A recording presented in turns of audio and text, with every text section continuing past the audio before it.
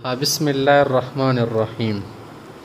تعلیم النساء वाला सबक मुस्टटो अव्वल नंबर सबक था औरतों की ज़रूरत की मसाइल पर मुश्तमिल.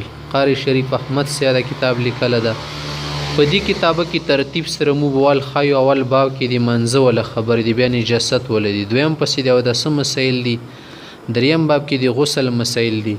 पचुलरम बाब की दी तयम्मुम बयान दा. पिंजम बाब की दी मंज़ वाला टोली खबर दी तफसीलन. पशपेगम बाब की दी मुख्तलिफ मंजुन हुक्म द तखाई. वम बाब की दी नफल मंजुन मसाइल द तखाई सुमरा नफली मंजुन दी. फ़ानम बाब के मुख्तलिफ मज़ामीन दी लका संगी खवन हुकूक बचाई हुकूक वगैरह हमदा सिनूर से इलाज मुआलजी मसाइल शता. लसम बाब की मुसरद ज़कात वाला मसाइल दी.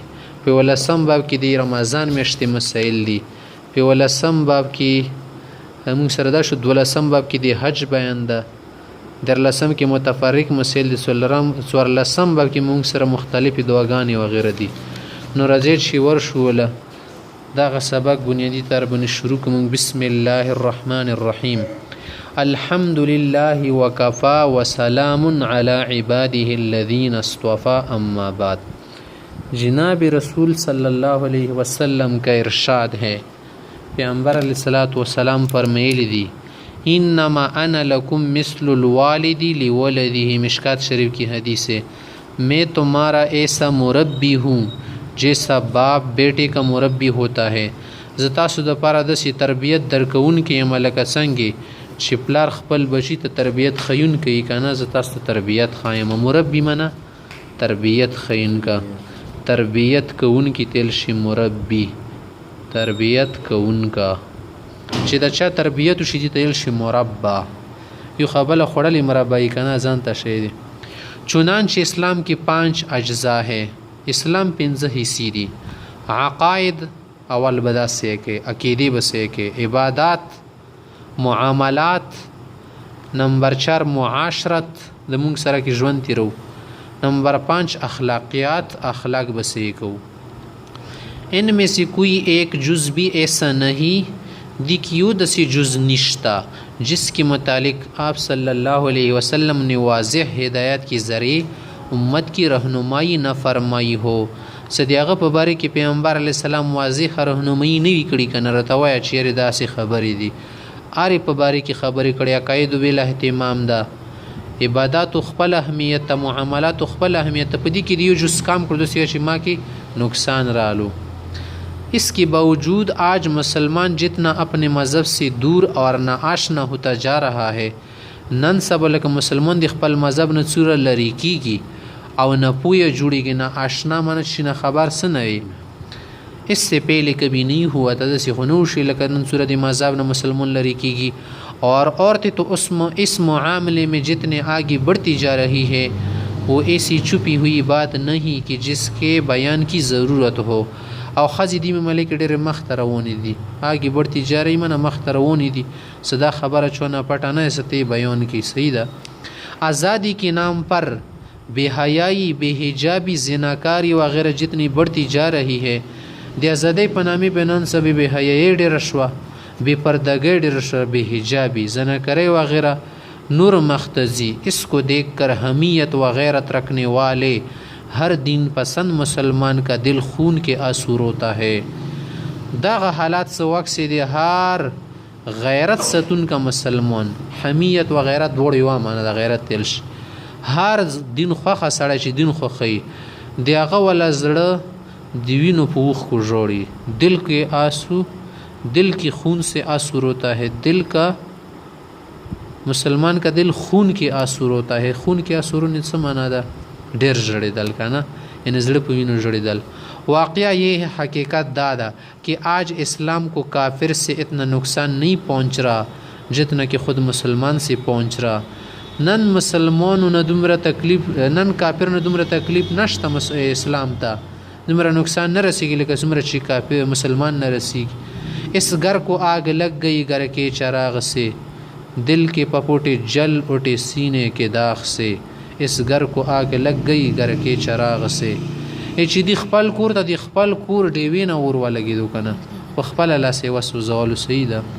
ظاهر بات ہے واضح خبر ده جب हमारी इस्लामी बहनों की ये हालत हो सकल मुझे इस्लामी ख्यान दा हालात हुई तो मज़हब से कितनी बेगाना और दूर होगी मज़हब न मुसमरा प्रदई और लरीवी बेगाना मना प्रदी तेलशी और इसका सर कौम के नौनिहाल और मासूम बच्चों पर कितना बुरा पड़ेगा वे दीदी वाला आसार देवाड़ो मशरूमों बनी सुमरा बाद गर्जी नौनिहाल मासूम मना वाड़ तेलशी मशरूम बच्चियान لکه کله میاندې خراب شي خو بچي خود خرابېږي ځکه بچي د پرواله مدرسه دی مور قوت ته سیده چو کفر از کعبه برخزت کو جامه ند مسلمانی چې کله کفر د کابین روخیږي نه بل ځکه به چرته مسلمانی پته کېدل شي مانه چې د خپل مسلمانانو کې د شي خبرې شروع شي نو نور به څګېلې کوي مخبر صادق حضور آقای نامدار صلی اللہ علیہ وسلم نے غالباً اسی زمانے کی عورتوں کے متعلق ارشاد فرمایا تھا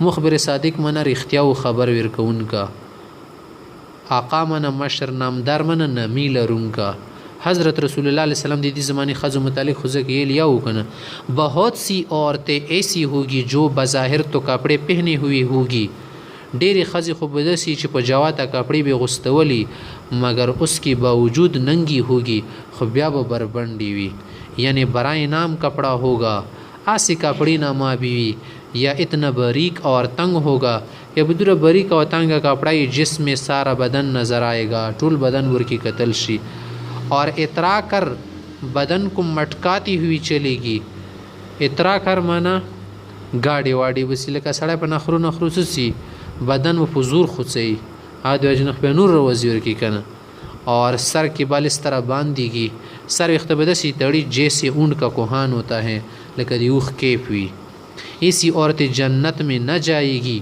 دسی خزب جنت تنزی بلکہ جنت کی خوشبو بھی ان کو نصیب نہیں ہوگی جنت خوشبو باغت نہ نصیبی گی سیدہ اس سے اندازہ کرے دین اللہ ان تو فکر و اندازہ کہ آپ کی یعنی آپ صلی اللہ علیہ وسلم کی پیشنگوئی اس زمانے کی بہت سی عورتوں پر صادق آ رہی ہے یا نہیں دیدی زمانے پر خز بندہ پیشنگوئی رسی کہ نہ رسی اسی طرح عورتوں میں یہ مرض بھی بڑھتا جا رہا ہے بخزوں کی دا بیماری ان سے بڑے رضیتی کی کہ مرد و جیسا لباس پہننے لگی ہیں نورون غنی لبوس غستی حضرت صلی اللہ علیہ وسلم کے ارشاد پیغمبر علیہ السلام فرمائی لعن رسول اللہ صلی اللہ علیہ وسلم الرجل یلبس لبسة المرأة والمرأة تلبس لبسة الرجل مشکات شریکی حدیث ہے یعنی ایسے مرد پر اللہ کی لعنت جو عورتوں جیسا لباس پہنے بدسی سڑی دی لعنت چی خجو ہونے لباس غستے اور ایسی عورت پر اللہ کی لعنت جو مرد جیسا لباس پہنے اور بدسی خز لعنت شد نرنا و پشان دے لباس غستے آج کل یہ مرض عورتوں میں دن بدن ترقی پذیر ہے دا مرض نن سبا په خزو کې ډېر زیات تا او مخ روان ده ام المؤمنین حضرت عائشہ رضی اللہ عنہا سے کسی نے یہ بات کہی عائشہ بی بی نے چاہتا پوسو کو ام المؤمنین من مسلمانانو مور کانا روحانی مور عائشہ صدیقہ من ریختونی عائشہ هغه ته جدا خبره که یک عورت مردانه جوتا پہنتی ہے یو خزه د دې ځای کې دا نرینا ولا چپل جوتے غستی دا څنګه د دې بس حکمی تو آپ نے جواب دیا عائشہ بی بی جواب ورکو کہ رسول اللہ صلی اللہ علیہ وسلم نے اسی عورت پر لعنت فرمائی ہے جو مردوں کا طریقہ اختیار کرے اللہ رسول په داسې خزه لعنت استوله دا کړه دا چې کومه خزه د نرینا او طریقہ پارچ شي کې اختیار چي شاوي دی باندې لعنت وي